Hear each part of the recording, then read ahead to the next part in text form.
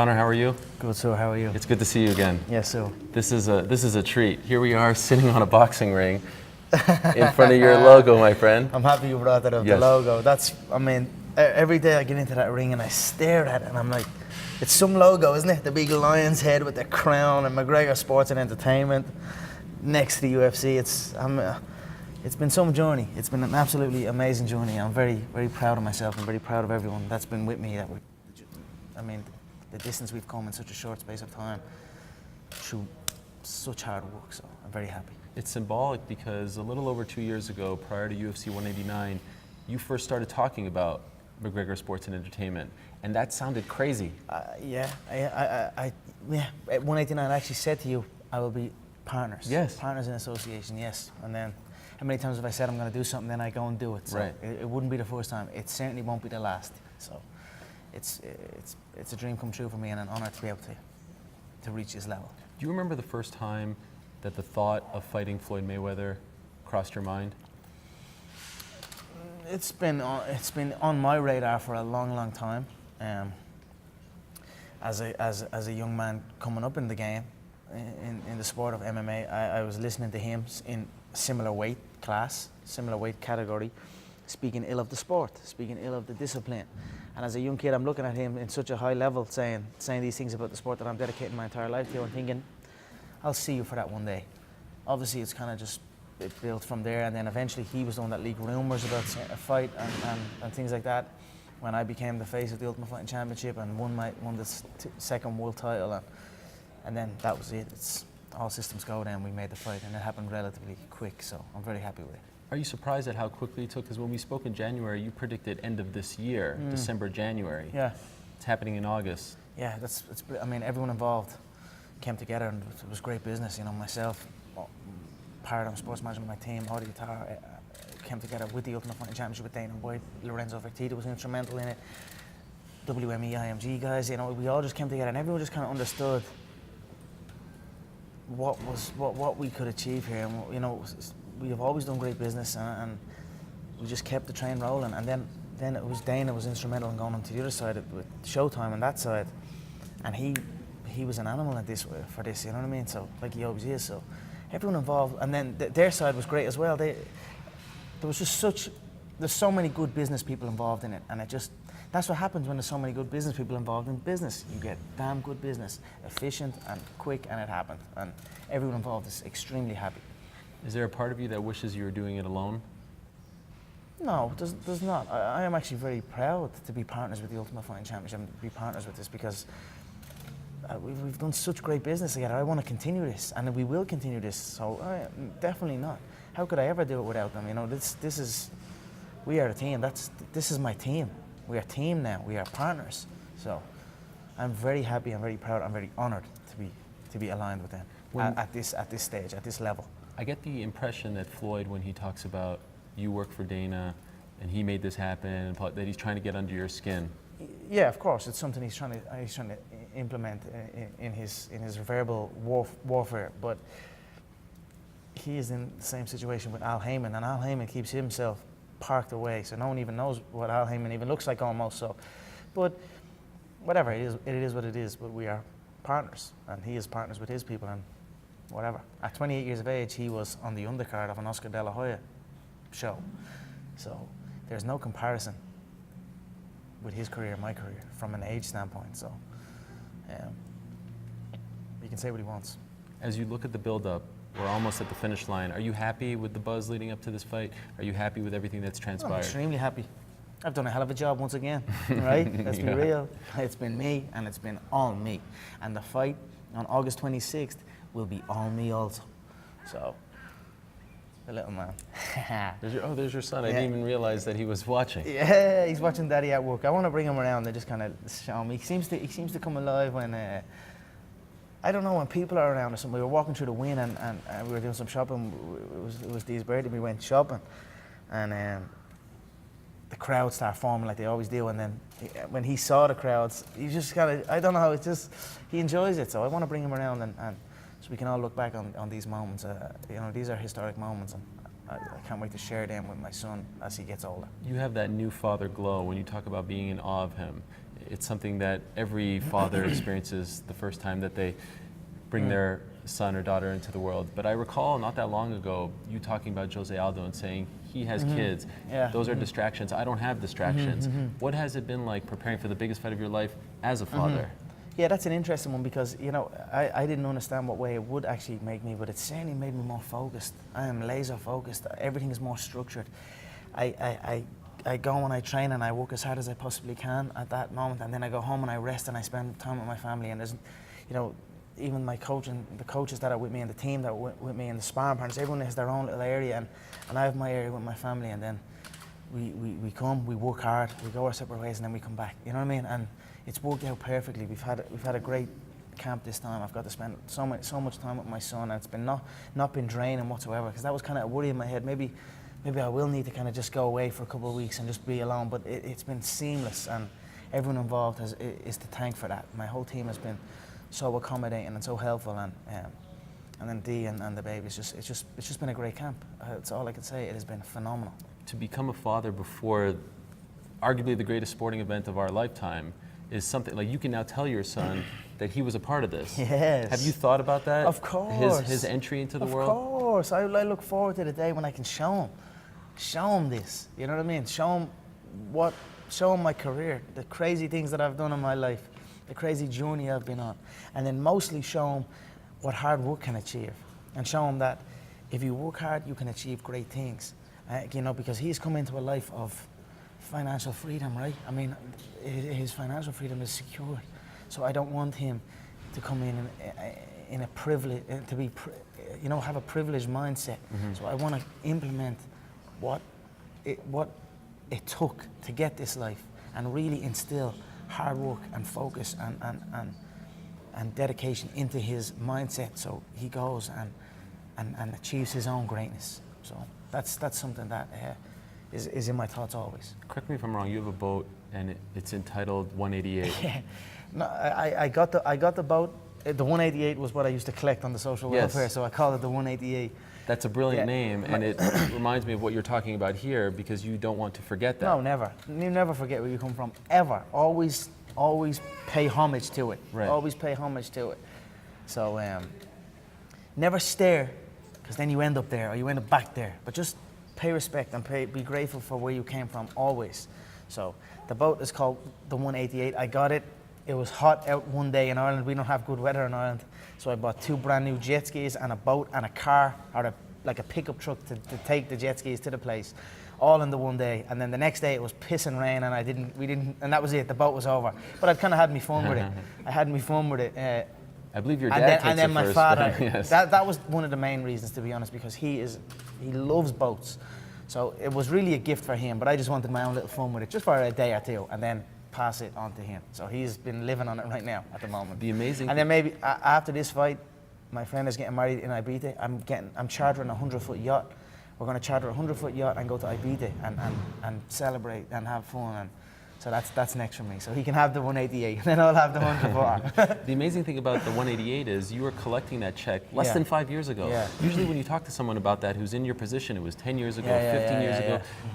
Are you, I mean, you're enjoying great riches and success now, but can you put yourself in the mindset of the guy who was waiting in line with other people? Always. Do you remember what that guy was thinking? Always. Were you daydreaming of this? Was that even possible? Every to daydream? second of every day I was daydreaming it. But of course I can go back and think there. You know, I live there in my, you know what I mean? I always be there. You know, I show up and work every single day like I'm not in the position I'm in, like I'm not me. So that's the mindset I have, and it's working.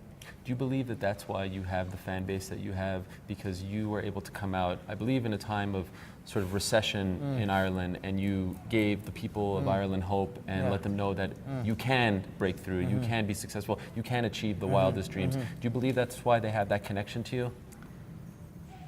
I believe it's a strong part in it. I mean, if it gives inspiration to young kids and young people, or anyone, any walk of life, to go and achieve things that are deemed unthinkable and impossible. That's such a great thing that I'm so proud of. So I'm just grateful that I have the support of my nation and people around the world. And there's not a day goes by that I don't take it for granted. You inspire great creativity from your fan base. this week we had a kid playing a ukulele, singing about your journey, and tying it all together with every catchphrase, every line, everything. Did you see this? Yeah. And are you inspired by this? No, I saw it. It was one hell of a song. It's a very catchy song. We actually reached out to the guy.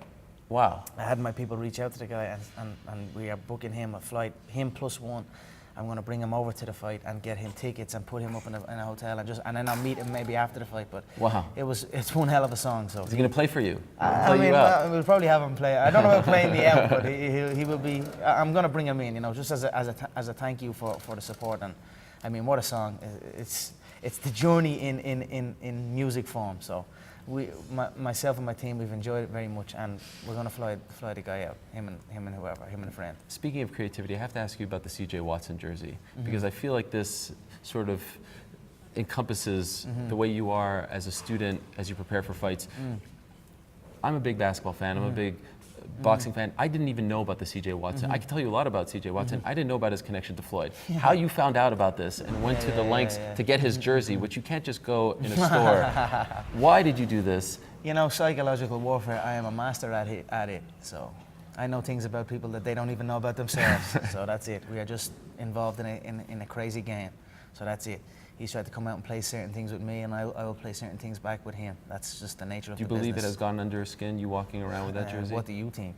It was the reason why. So, but look, it's a touchy subject, and that's why I didn't bring it up on the World Tour. I didn't feel the need. Now when he's trying to make certain remarks, it's a ruthless business, and that's it. And I am a ruthless individual inside this business, so that's it. How'd you get the jersey? We reached out to some people who reached out to some people, and then the jersey showed up. Now it showed up a little bit later than expected, but I didn't even engage in it. I had it and I was there, and I wore it to train him one day, and then it ended up on some video or something, and your man, Green. some guy that wears the jersey now reached out, and I was like, mate, I don't even know who the fuck you are. I don't know anything about basketball. That's got to do with that. And then it just went everywhere. So I'd say that guy is fucking sick. And I'd say Floyd was like, I'd say Floyd wanted to smack him as well. So whatever, it worked out good for me. So then let's address the racism stuff if we can. So you have been accused of being a racist, of race baiting, of calling black people monkeys, and he's upset about this. He says he's fighting for the black people. Can you clear this up? First of all, never once in my life have I never labeled him a monkey or any African American or anyone a monkey. I've never labeled. I would not disrespect any race like that, and his people know that. And you know what? He knows that too. He knows that deep down too. If I was to label him after any animal, it would be the rat. I wouldn't even label him after the great ape. Do you know what I mean? He is a fucking rat and a weasel, because that's what a rat and a weasel does. Tries to manipulate words and create something that's not there. So, ask Ellerby. Ask Floyd Sr. They know, you know, it's a weak move on his part to even try and instigate something, and something so sensitive. So, I mean, but that's the individual he is. He's a man who beats his wife in front of his kid. What can I say? All I can say is, I never spoke those things. That's it. I can't. That Jimmy Kimmel interview. That You're talking about Rocky III. What is that about? I mean, you asked me like what would I beat Rocky, and I said what Rocky, and then he said Rocky III, and I was like, Rocky III about the one with the gym, with the circus and the monkeys, because he had a gym, he had a specialized gym built where the gym was like a circus, it was like a celebrity circus. There was clowns, there was all this type of stuff, and that's what I meant by that. And then he tried to twist and manipulate. But hey, all I can say, if anyone was offended, I apologize, but it was not meant in that way at all. He knows it, his people know it. It's a weak move on his part. It's a weasel move on his part. So I can do nothing but just carry on, and that's it. I'd be remiss if I don't ask you about Malignaggi, because I believe I was told it was right over there where he hit the canvas. What do you make? Is he trying to get a fight with you? Is that what is happening here? I mean, he's a guy that's at the end of his career. The game, I get the feeling he feels the boxing game has betrayed him. Now he's retired. He's done. I mean, I don't know what he expected coming in here after speaking what he was speaking. I mean, the things he was saying. And even still, I didn't disrespect him. I only released one picture. I didn't release no connecting to the face shots. I didn't release no footage of him getting slapped around, because he got slapped around, Ariel. He got badly slapped around. He was knocked down. The ropes kept him up multiple times. He was badly concussed. The sparring partners that were in the house were worried about him that night, saying he's incoherent, he's stumbling.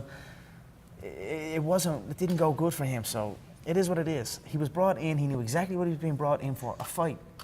You speak these things, you want to come in and try and answer to it and try and prove yourself, respect, because at the end of the day, respect to come in.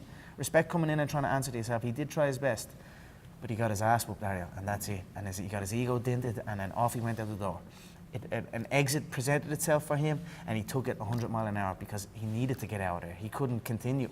So on we carry on with business. We are fighting someone else in a couple of weeks, so it doesn't make no difference. What about the conditions, the living conditions, the pay and things like that he talked about? Does that bother you? Everyone on my team is looked after. So there's multiple houses in Las Vegas to sparring. I mean, ask the other sparring partners the situation.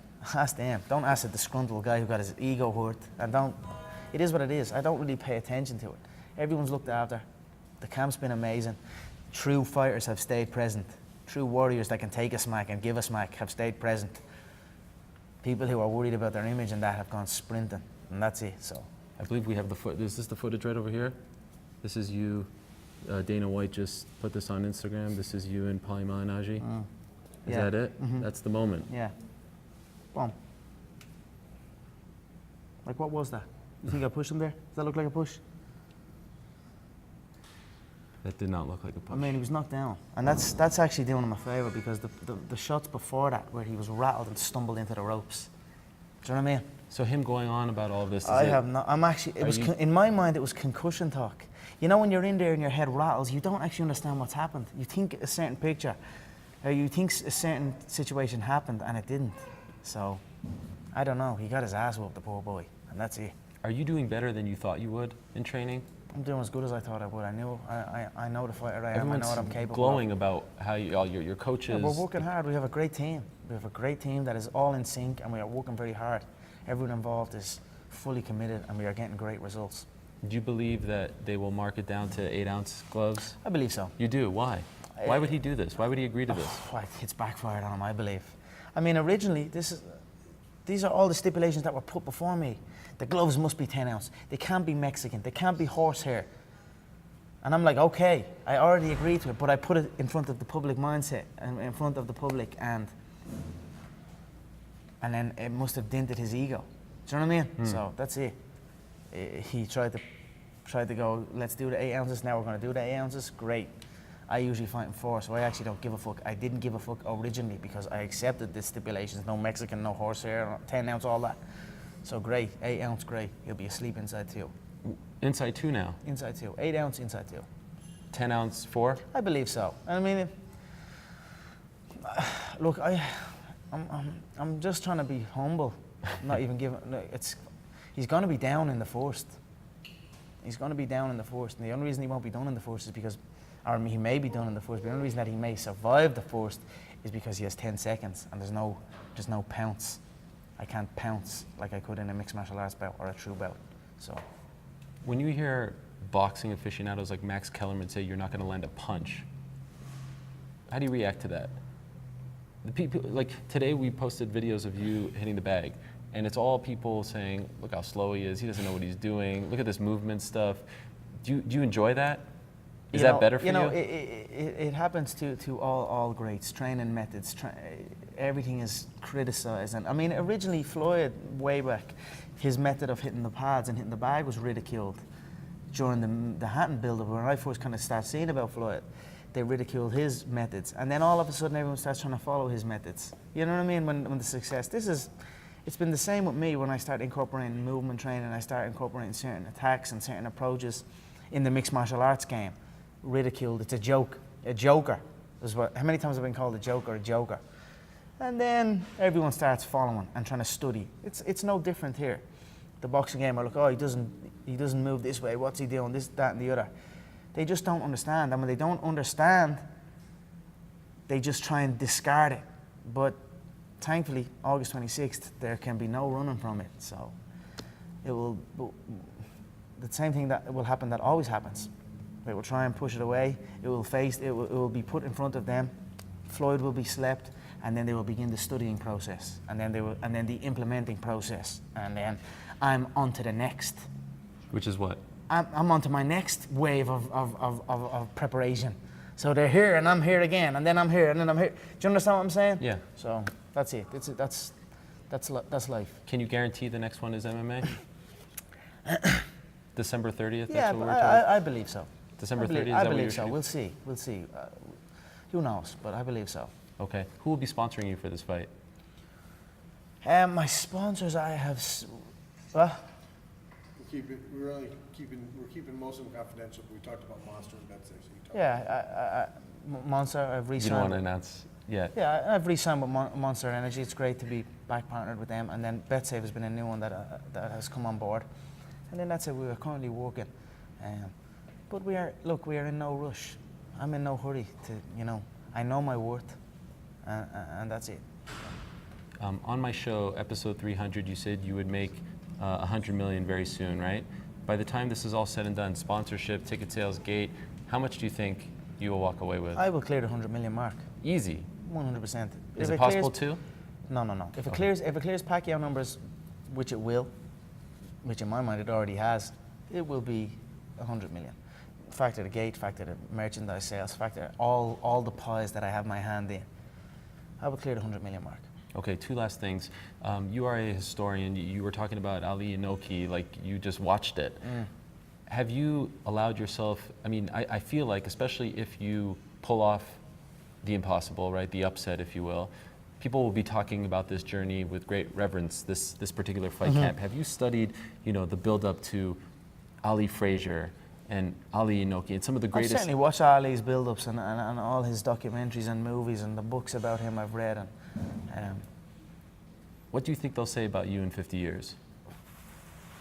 I'm not quite sure what they'll say about me. They'll probably just say I'm a young kid who showed up when he said he was going to show up, and that's it. So I don't know. I don't really think about that. When you walk in here with the what I do know is, and that I just know that it will live on. That's what I do know. I cannot control what people say about me now or in the future, but I certainly know what I am doing and the stuff that I have done and achieved will live on long after I am gone. And then, so let me ask you this: when you beat Jose Aldo at UFC 194, you said you went from nothing to something to everything. If you beat Floyd Mayweather, that's more than everything. Yeah. What do you say then? I don't know. I'll have to think about that when I come back to you. Okay. But you know that you will win. Oh, 100%. Yeah. There's no doubt in my mind. You usually know what you're going to say. You usually have it all up here, but maybe this one is a little too... No, you're asking me to add on from that quote. It's pretty hard one to add on from that quote. Well, it's hard to add to everything. Yeah. But I feel like there is something above everything if you do beat Floyd Mayweather like you say you are. Yeah. I don't know. I'm just going to relish in it. People have doubted me my whole way up, and this has been a bit more intensified, the doubt and the criticism. So I'm just going to relish in it. The aim is to prove my supporters and my fans and the people that are with me, prove them correct. And then the second aim is to prove the doubters wrong. That's it. So we will do that August 26th. We will relish in it. Thankfully, all the criticism and all the doubts, and it's been all recorded. So I'm sure we will all have a good time looking back and seeing what they said then to what they say after. So. What an absolute honor. Thank you so much. I know you don't have to do this and sit down and talk to us. It means the world. Appreciate it. Can't thank you enough, and best of luck to you. Can't wait to see it on August 26th. Thanks so much. Conor. Thank you. Conor, how are you? Good, sir. How are you? It's good to see you again. Yes, sir. This is a treat. Here we are sitting on a boxing ring in front of your logo, my friend. I'm happy you brought that up, Yes. the logo.